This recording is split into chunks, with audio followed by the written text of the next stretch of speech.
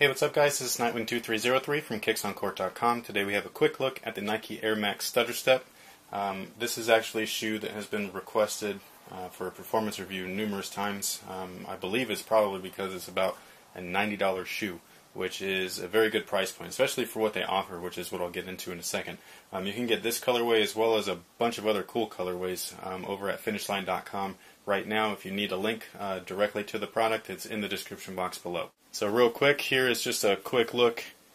These are extremely lightweight for shoe setup like this, meaning with an Air Max unit.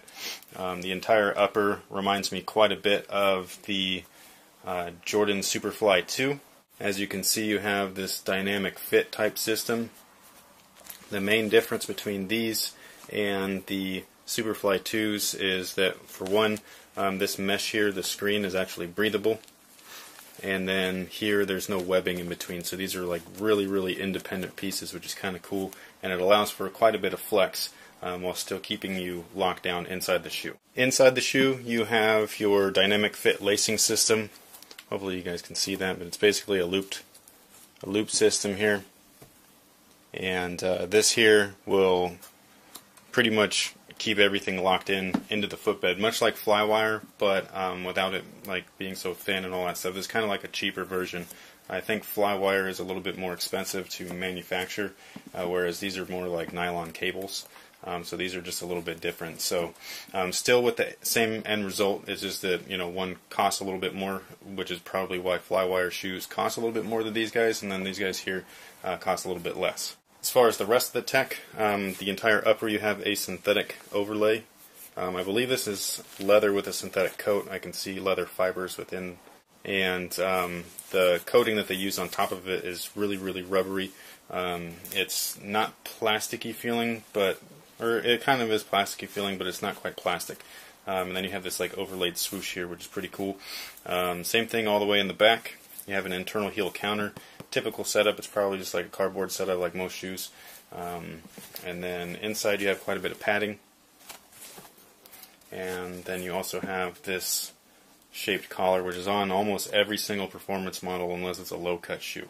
As far as the outsole, you have full-length herringbone, and it's multi-directional. You have front-facing or typical herringbone, and then you have lateral herringbone here for lateral movements.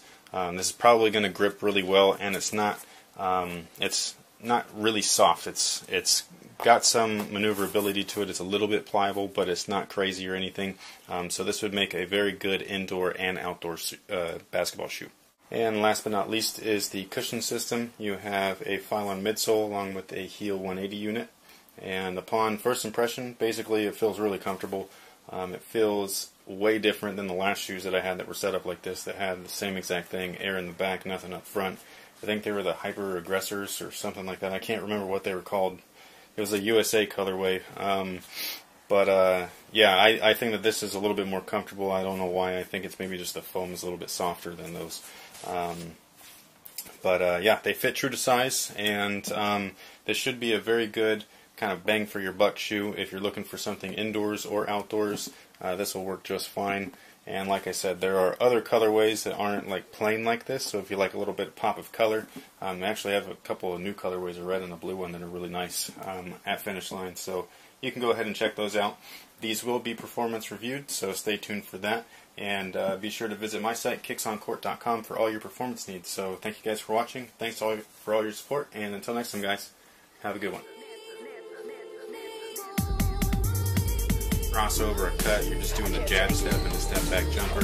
These things are going to be able to cover you no matter what. As far as cushion, basically it's pretty darn minimal. You have your basic EVA foam, but you sit in the shoe pretty low.